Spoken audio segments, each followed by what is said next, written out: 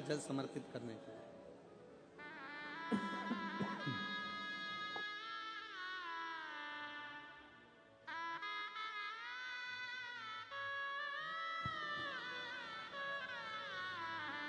जब आप शिव जी के मंदिर में एक लोटा जल समर्पित करने के लिए जाओगे, रोज रोज जाओगे,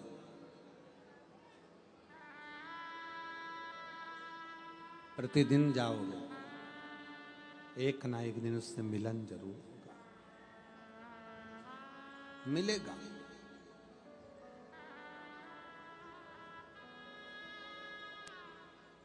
और मेरे बाबा तेरा सहारा है, मेरे बाबा तेरा सहारा है,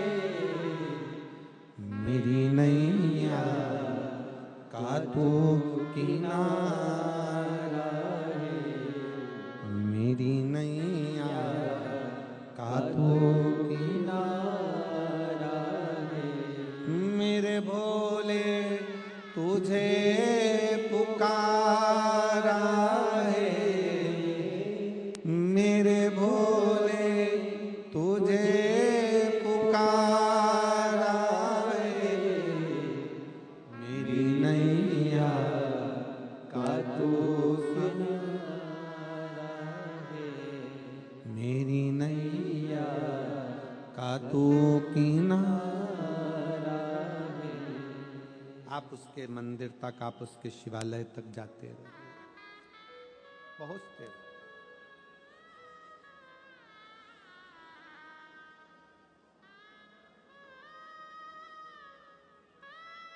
शिवरात्रि की एक कथा मिलती है।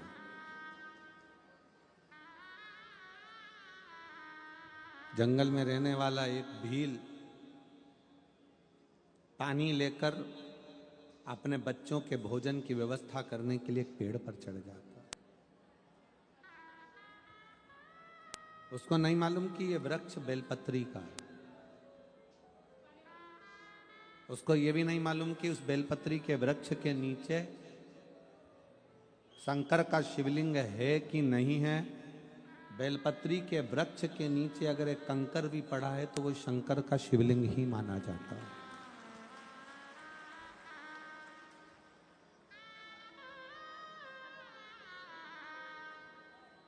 वो विश्वास एक हिरण को मारने के लिए, बच्चों का पेट भरने के लिए धनुष बाण लेकर पेड़ पर चढ़ा है, पीने का पानी लेकर चढ़ा हुआ है।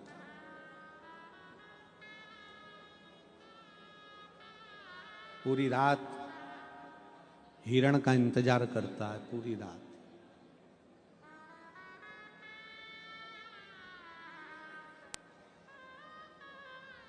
और पूरी रात जब वो हिरण का इंतजार करता है तब एक हिरण दिखता है।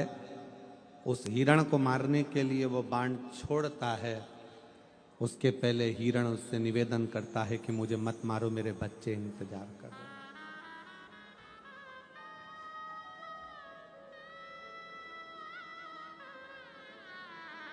वो मारने वाला भील रुक जाता है।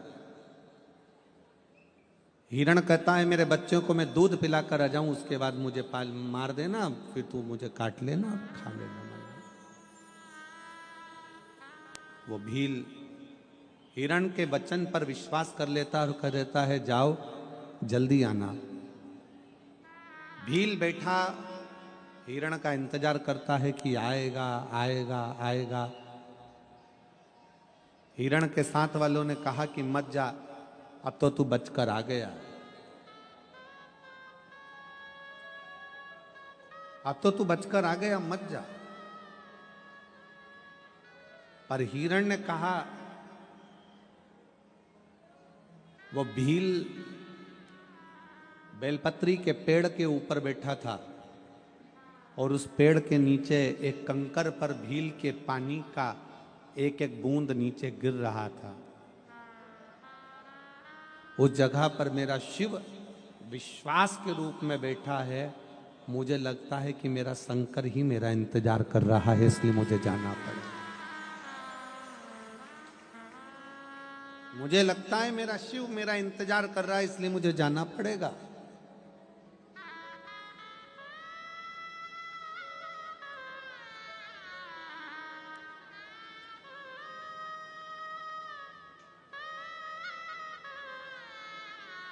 मुझे उसका इंतजार है और मैं जाऊं।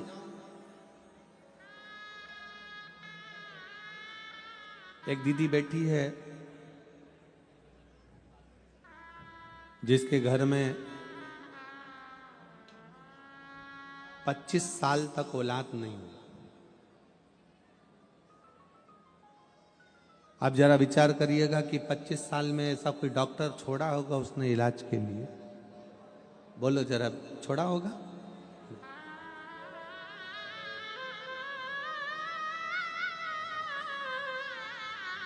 सरोज प्रदीप पांडे, मैं नवरत्न बेंगलोज मकान नंबर 56 डिंडोली में रहती हूँ। कहीं बैठी हो तो हाथ हिला सकती हो, कहीं बैठी हो तो हाथ हिलाएंगे। आ जाइए, एक बेलपत्र लेकर जाइएगा। आ जाओ, आ जाइए। मैं बाबा का क्या वर्णन करूं। मेरी बड़ी दीदी की शादी के 25 साल बीत गए थे, कोई संतान नहीं थी। दीदी ने बहुत दवाई कराई मगर कुछ नहीं हुआ। दीदी ने बेबी ट्यूब कराया, इलाज करवाया, मगर बच्चे नहीं हुए। अब करे तो करे क्या? दीदी हार गई। और संसार की कोई भी महिला होगी, कोई बहन होगी, तो वो 5 साल 6 साल इंतजार करती है बच्चे का, 7 साल इंतजार करेगी। 25 साल कौन बहन होगी जो इंतजार करेगी कि 25 साल बाद भी क्या औलाद हो सकती है? मेरा जीजियों से पूछना है, यहाँ पर बैठी हुई माताओं से, ईमानदारी से बोलो, 25 साल में औलाद होने का कोई सुख मिल सकता है क्या? कोई सुख है ही नहीं। 25 साल में क्या औलाद होगी? पर मेरी दीदी को मैंने कहा कि दीदी टीवी पर कथा आती है, सुना करो। दीदी ने कथा सुनना प्रारंभ करा और उन्होंने सफेद आंकड़े की जड़ का प्रयोग किया। सफेद आंकड़े की जड़ का प्रयोग करा। 5 बार पशुपतिनाथ का व्रत किया।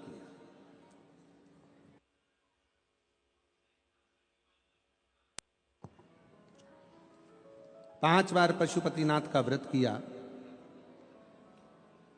आस थोड़ी सी कम हो जाती है जब एक व्रत करो और भगवान ना सुने, 2 व्रत करो भगवान ना सुने, 3 व्रत करो भगवान ना सुने। पर 4 व्रत करा, 5वां व्रत में भी आस नहीं छोड़ी और दीदी ने 5वां व्रत पूर्ण हुआ और बाबा की कृपा से 3 दिन बाद गर्भ ठहर गया। 25 साल के बाद गर्भ ठहरा। 8 जून 2023 को उनके घर में 25 साल के बाद बेटा हुआ। मैं बाबा को यहां प्रणाम करने के लिए 25 साल के। इसमें एक लाइन उन्होंने लिखी, कुबेरेश्वर धाम की भूमि पर हम लोग गए, वहां रात्रि विश्राम किया, प्रणाम किया, निवेदन किया।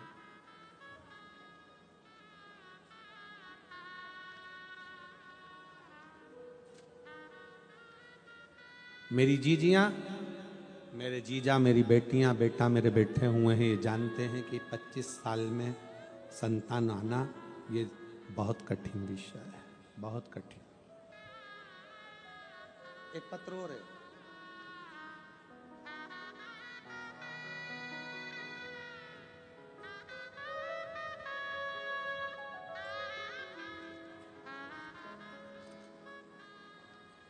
सोनू वासु रावत, पति Vasu Jaman Lal Rawat, Lakshmi residency Dindoli Surat. Mobile number ये है। कहीं बैठी हो तो हाथ हिला सकते हैं। Sonu Vasu Rawat, Vasu Jaman Lal Rawat, plot number C701 Lakshmi residency Dindoli Surat. Mobile number ये है। कहीं बैठी हो तो हाथ हिला सकती हैं, और अगर बैठे हो, अच्छा इधर हैं,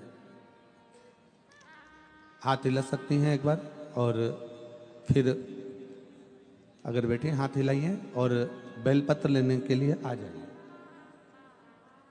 शिव जी को जल चढ़ाने का क्या फल है? पहले तो मैं सम्राट भाई सुनील भाई को बहुत बहुत धन्यवाद देती हूं कि जिन्होंने हमें कथा सुनने का मौका दिया। 14 अक्टूबर 2022 को परिवार के कुछ कारण से विवाद हुआ और हमको अलग कर दिया।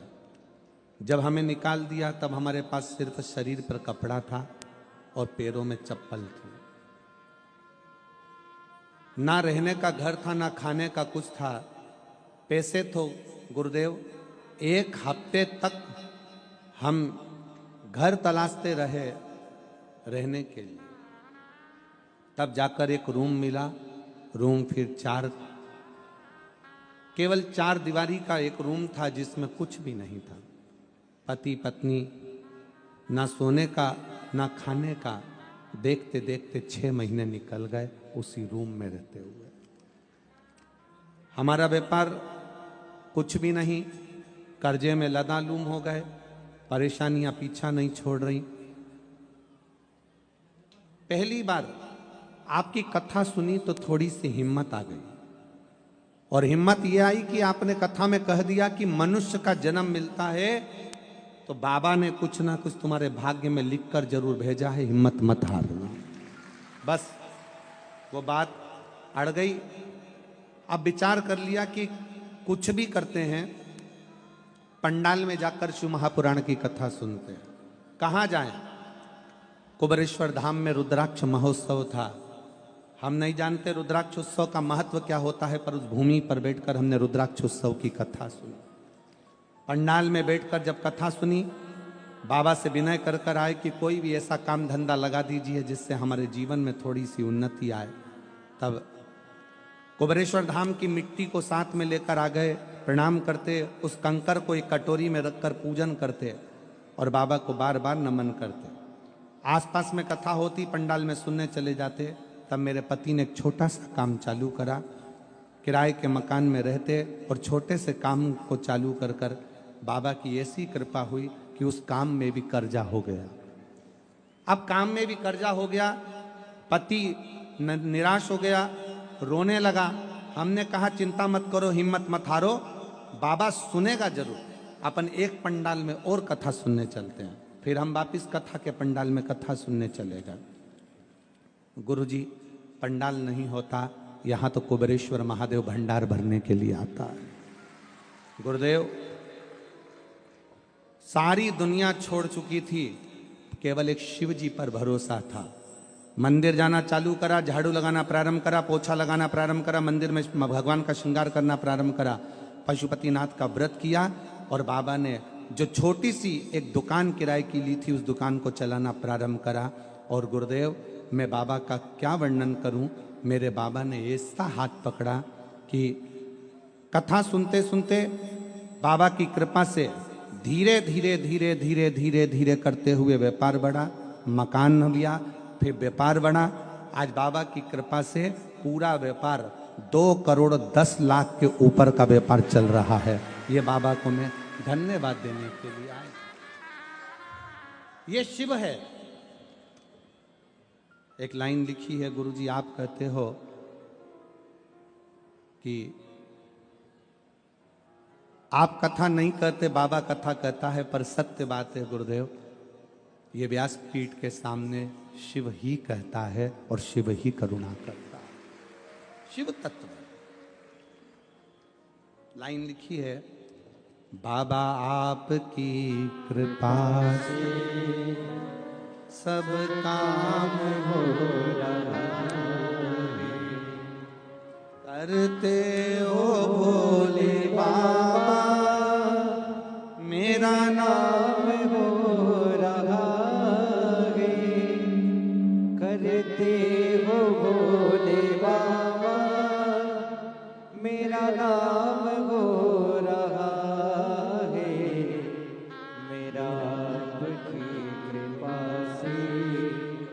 सब काम हो रहा है, प्रभु आपकी कृपा से सब काम हो रहा है। शिव कृपा, शिव करुणा सागर, शिव उदार, उसकी उदारता कभी कम नहीं होती। आप जितने भरोसे से, जितने विश्वास से कथा सुनते हो,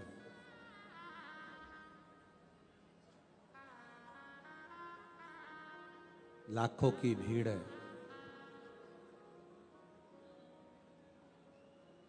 15 लाख के लगभग में शिव भक्त यहां पर बैठे हुए हैं।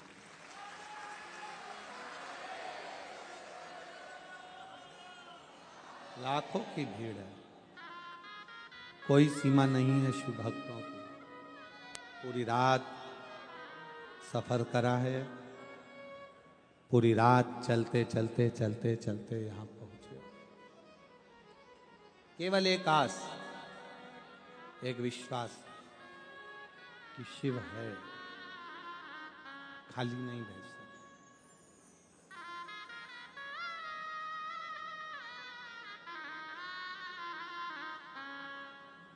उस बहन ने अपने पत्र में एक बात लिखी कि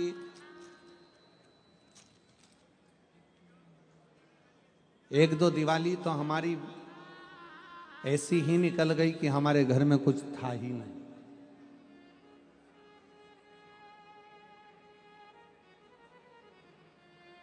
फिर भी विश्वास नहीं तोड़ा उसने, भरोसा नहीं छोड़ा। शिव पुराण कहती है, भगवान शंकर का चरित्र कहता है, अगर बाबा आप लोगों को इस लायक बना दे, इस लायक बना दे कि अपने हाथों से अपन कुछ कर चले। मैं सम्राट भाई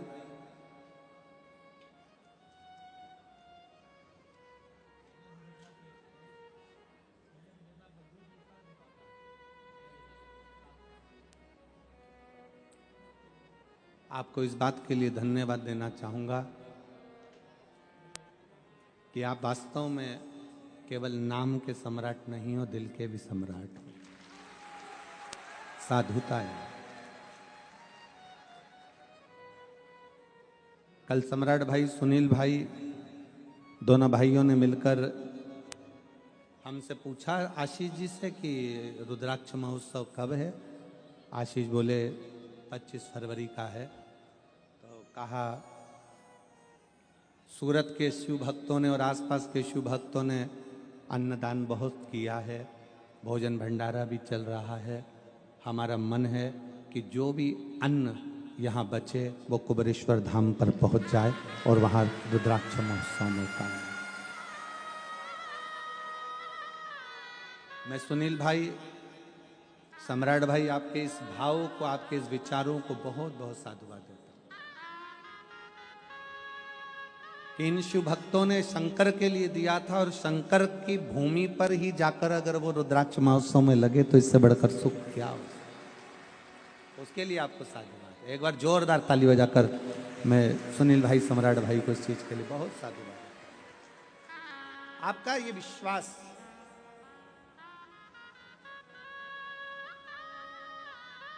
आपका ये भरोसा, आपकी ये दृढ़ता शिव के प्रति,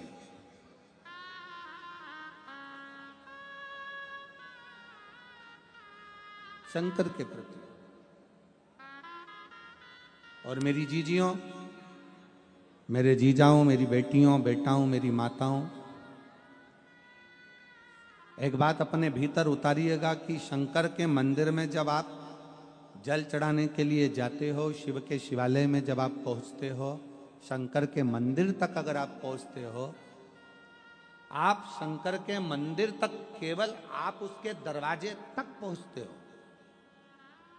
आप कभी ये विचार मत लाना कि आपने हाथ में जो जल का पात्र था शिव जी को जल चढ़ा दिया, लोटा खाली हो गया, पात्र खाली हो गया, कलश खाली हो गया। नहीं, शंकर भगवान ने जब माता लक्ष्मी जी की शादी भगवान नारायण से कराई थी माता लक्ष्मी जी की मां ख्याति देवी तो भगवान शंकर के साथ लक्ष्मी जी की शादी करना चाहती थी।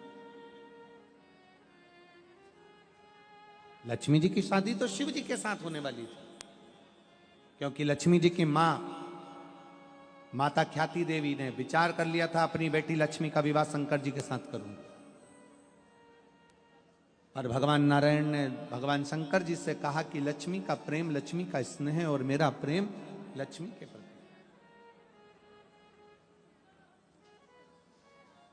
ये लक्ष्मी को मैं अपने साथ रखना चाहता हूं। शिव जी ने ख्याति देवी को कहा कि ख्याति, तुम मेरी आराधना करती हो, मेरी पूजन करती हो, मेरी आराधना में डूबी रहती हो, तो मैं तुमसे एक वर मांगता हूं। केवल आज तक मैंने दिया है, मैं आपसे मांगता हूं। ख्याति देवी कहती हैं, मैं आपको क्या दे सकती हूं विश्वनाथ, भोलेनाथ, मैं आपको कुछ नहीं दे सकती। फिर भी ख्याति देवी, मुझे आपसे केवल एक वचन चाहिए कि आप अपनी बेटी लक्ष्मी का विवाह नारायण के साथ करोगे। ये वर दीजिए, ये वचन दीजिए। ठीक है। लक्ष्मी जी को सूचना मिल गई कि मेरा विवाह नारायण के साथ हो रहा है, जिनको मैं स्नेह करती हूं, जिनके चरणों में मैं रहना चाहती हूं। दौड़ते दौड़ते माता लक्ष्मी भगवान शंकर के पास कैलाश में पहुंच गई। हाथ जोड़कर विनय करा भगवान भोलेनाथ जी से। पार्वती जी ने देखा लक्ष्मी जी आई हैं। आओ लक्ष्मी, बैठो। क्या बात है? लक्ष्मी जी कहती हैं, मुझे बाबा विश्वनाथ से कुछ कहना है।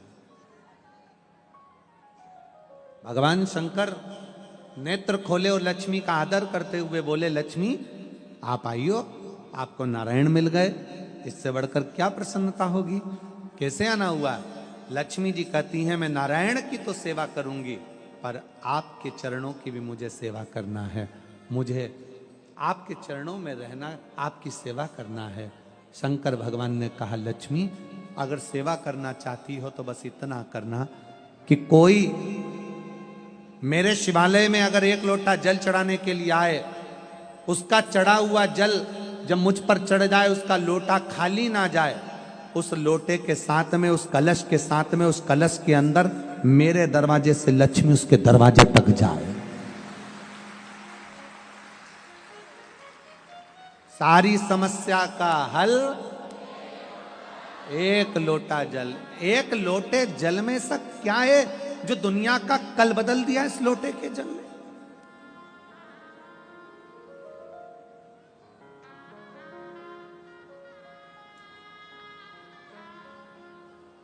एक पत्नी से एक पति का झगड़ा हुआ।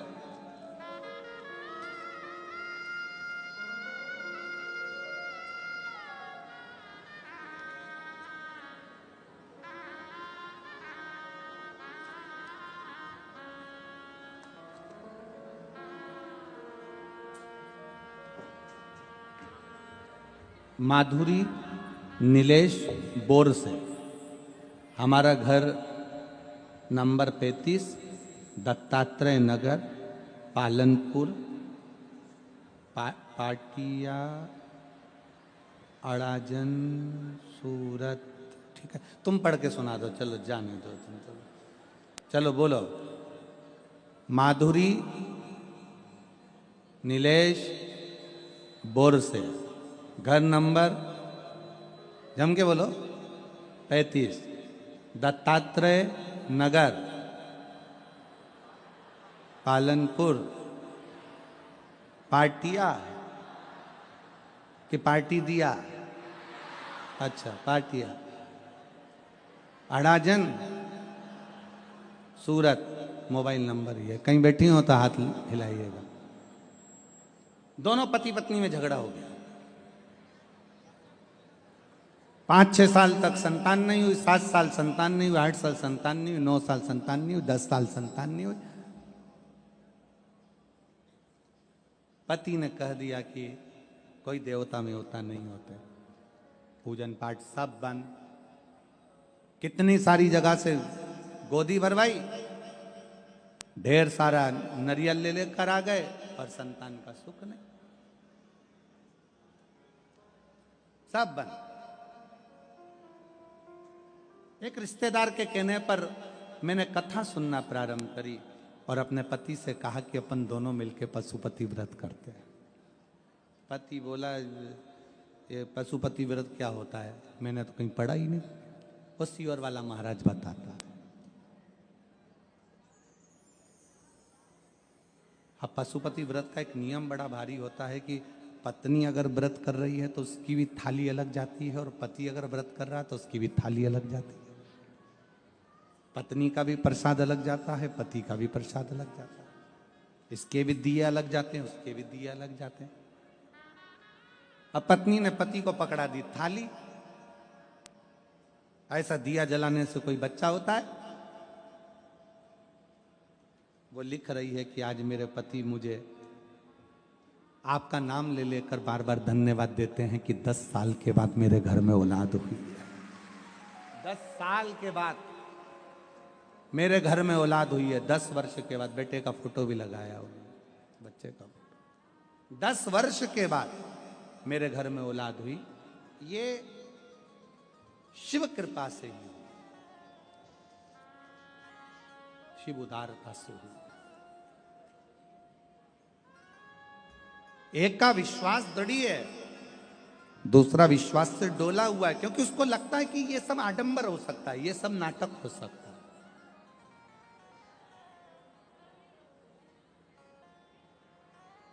आडंबर उसको कहते हैं जहां पर दिखावा हो। हम तो आप लोगों से एक बात कहते हैं कि हम आपसे मिलते भी नहीं हैं। कितने लोग बैठे हैं जिनसे हम मिले होंगे? जरा पूछो। परिवार वालों से तो हम खुद कल मिले, क्योंकि हमारा 5वां 6ठा दिन मिलने का होता है, पर स्वास्थ्य के कारणवश थोड़ा सर्दी खांसी होने से, फीवर आने से हम नहीं मिले। तो कल मिलना हुआ परिवार से, मिले ही नहीं। हमारा और आपका मिलना भी नहीं होता। मिलते इसलिए नहीं है क्योंकि आप हमसे ना मिले तो अच्छा है, आप शंकर से मिले तो ज्यादा अच्छा है। हम नहीं मिलते। हाँ, कई लोगों ने कहा गुरुजी आप ऐसे कथा में तो कभी नहीं मिलते, पर प्रयागराज में जो आपकी कथा है 10 फरवरी से 16 फरवरी तक, वहाँ तो सारे संत मिलते हैं, सारे गुरु मिलते हैं, सारे साधु मिलते हैं, सबके अखाड़े लगते हैं, सब महाराजों अच्छे से बैठकर सब अपने अपने भक्तों से मिलते हैं। तो प्रयाग में तो तुम्हें मिलना पड़ेगा, चाहे कुछ भी हो जाए। प्रयाग में तो तुम्हें मिलना पड़ेगा। तो हमारा निवेदन है, मिलेंगे, पर जब कथा होगी पंडाल में,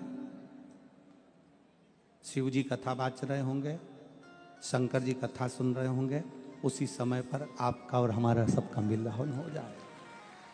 पर ऐसे कोई कहे कि आप बैठो और मिलो, तो हम तुमसे क्यों मिले हैं? मिलना है आपको तो उस भगवान शंकर से मिलो। अपने घर के नजदीक में जो शंकर का मंदिर है, अपने घर के नजदीक में जो शिवालय है, तुम्हारे घर के अंदर जो छोटा सा शिवलिंग है, बस भगवान से प्रार्थना करो कि मैं तुझे भजता रहूं। कोई आडंबर नहीं, किसी आडंबर में नहीं पड़ना, अपन को किसी की ओर नहीं जाना।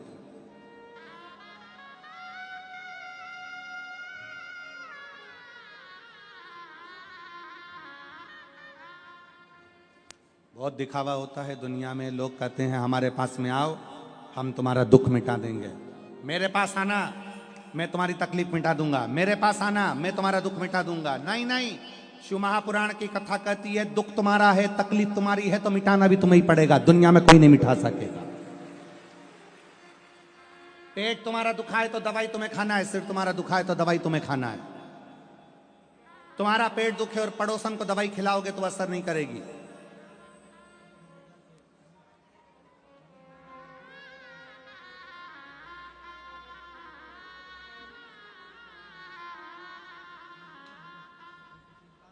हाँ, एक दवाई हो सकती है। एक पत्नी एक डॉक्टर के पास पहुंची और डॉक्टर से बोली, डॉक्टर साहब, और डॉक्टर साहब, हाँ बोलो। डॉक्टर साहब, मेरे पति नींद में बहुत बोलते हैं। डॉक्टर साहब, मेरे पति नींद में बहुत बोलते हैं। डॉक्टर ने कहा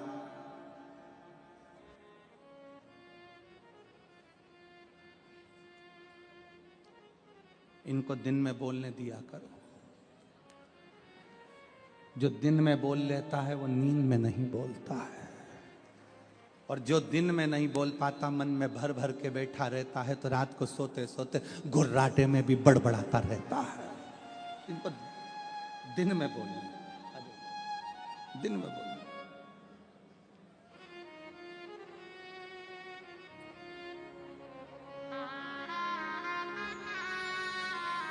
बहुत शून्य पे आ गए थे ये बच्चे, दोनों हार चुके थे, पर बाबा की कृपा से वापस करोड़ों में बिजनेस आगे बढ़ाया है। एक बार शिव तत्व।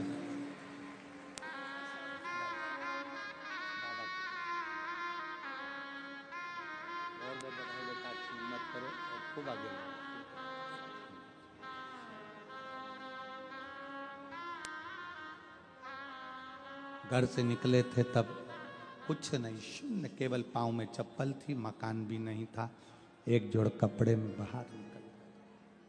शिव तत्व है।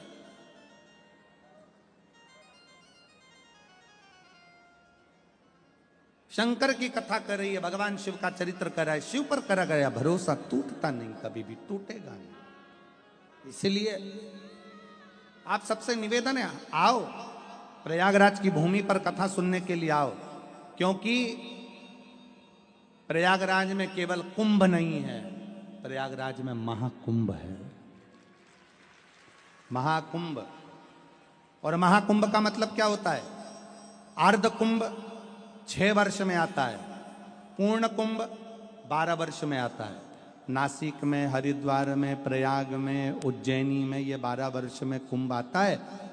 पर जब 12 बार एक जगह का कुंभ पूर्ण होता है, तब 144 वर्ष के बाद महाकुंभ आता है। और अगला महाकुंभ प्रयागराज में अभी 2000 क्या चल रहा है 25, अगला महाकुंभ पड़ेगा 2170 में। अभी 2000 चल रहा है, उस समय पर 2170 चलेगा, और उस समय पर कुंभ आएगा जब हमारी तीसरी चौथी पीढ़ी हमारे सम्मुख में, अपन तो होंगे नहीं, अपने लड्डू गोपाल, बाल गोपाल, उनकी जो पीढ़ी चल रही होगी दूसरी तीसरी, वो कुंभ को देखेंगे। तो छोड़ना नहीं। 10 फरवरी से 16 फरवरी तक प्रयागराज में सतुआ बाबा शिविर, त्रिवेणी का घाट, प्रेम से अपना छाता, अपना बिछाना, अपना ओढ़ना साथ लेकर चलना, 2 पानी की बोतल, थोड़ा सा खाने का अपना भी और अपने पड़ोसी का भी, बड़े प्रेम से रहकर 7 दिन, क्योंकि ये जीवन का ना जाने कौन सा क्षण है जो आप और हम 144 वर्ष बाद पढ़ने वाले इस सुंदर कुंभ में शिव महापुराण की कथा सुने, श्रवण करेंगे।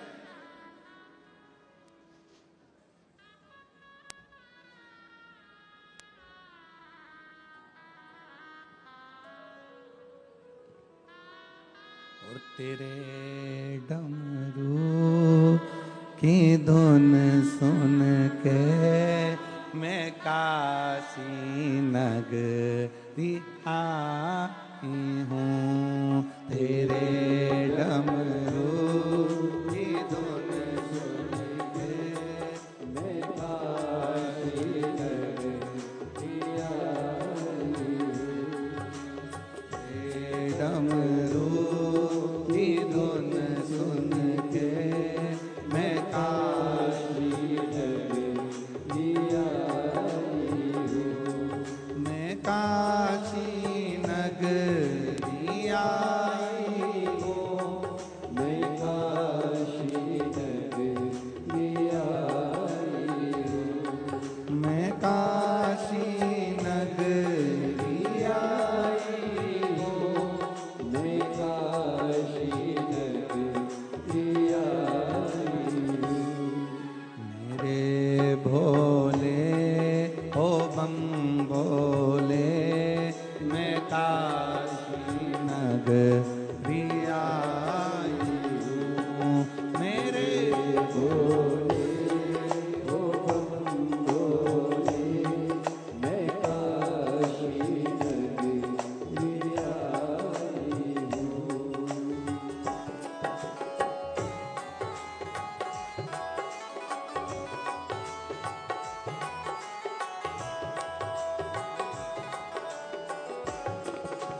बोले